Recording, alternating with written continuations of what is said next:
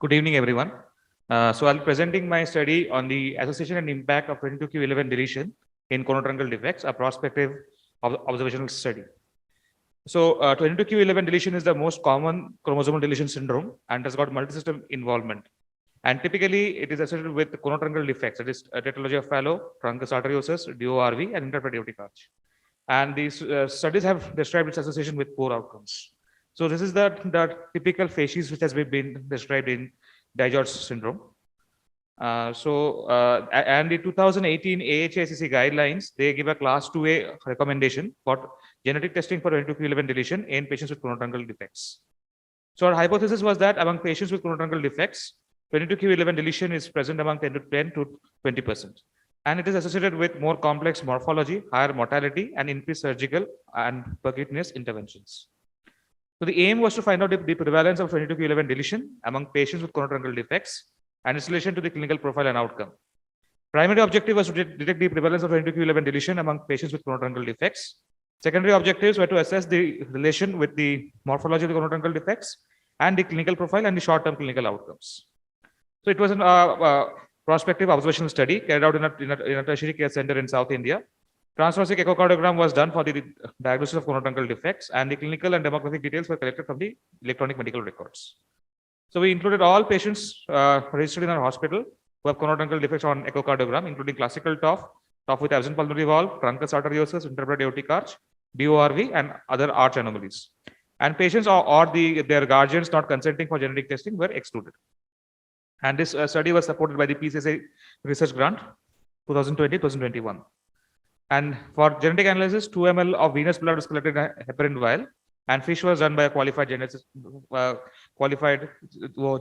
And this is the protocol. I'll simplify it. So first, the DNA was extracted, and the probe was hybridized to it, and it was detected by a fluorescent microscope.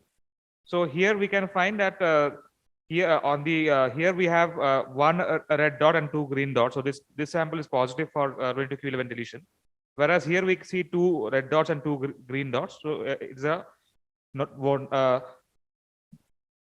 absent, like there is no 22q11 deletion in this sample. And statistical analysis was done using SPSS version 23, and the p-value of less than 0.05 was considered significant. So we did our study for 80 patients, out of which 62.5% were male, and 47.5% were classical TOF, followed by VSD pulmonary atresia in 17%, TOF absent pulmonary valve in 9%, truncus in 10%, and interpret aortic arch in 6%.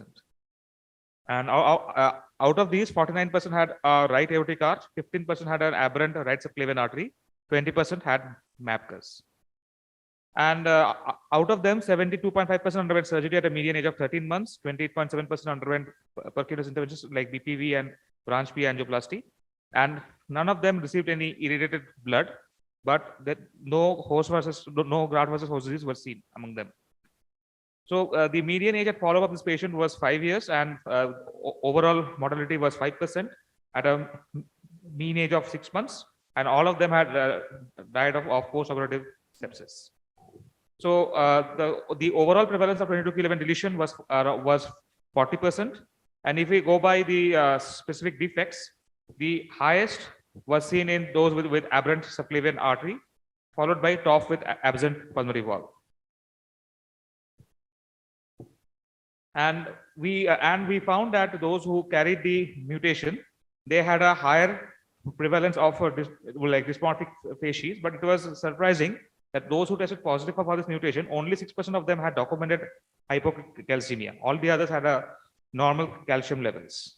And otherwise, we did not find any significant difference in the cardiac morphology, the surgical interventions, age at surgery, percutaneous interventions, or mortality. So when we compared our study with the previously published studies, we found that our prevalence was identical to the 40% described by McKillen et al. From US, and it was similar to that by Malay et al. From US in 2003. However, the only study from India by Anil Kumar et al. From Amrita, they had 254 patients. They found a prevalence of around 19%, and they found that the highest prevalence was in interpret aortic arch and truncus arteriosus, which was not seen in our case. And previously, it has been described to be associated with higher mortality, but we did not find any significant difference in cardiac morphology, mortality, or interventions. So nearly half of our patients had classical TOF with an overall prevalence of 22q11 deletion was 40%. And the most important factor was that more than half of the patients who were positive for deletion did not have any dysmorphism, and 94% had normal calcium levels. And the highest prevalence was seen in patients with aberrant subclavian artery, with no significant difference in cardiac morphology, interventions, or mortality. So the strengths of our study that we had studied all the subsets of conotruncal defects and we analyzed the outcomes. However, the sample size was small, it was only 80, and it's a single centered data only. So in conclusion, the prevalence of 22q11 deletion in our cohort of 80 patients was 40%. Large proportion of these patients did not have dysmorphism or hypocalcemia. Highest prevalence was seen in those with aberrant subclavian artery, followed by TOF, absent pulmonary valve, and classical TOF. And we did not find any significant difference between with respect to cardiac morphology, surgery, interventions, and mortality. Thank you.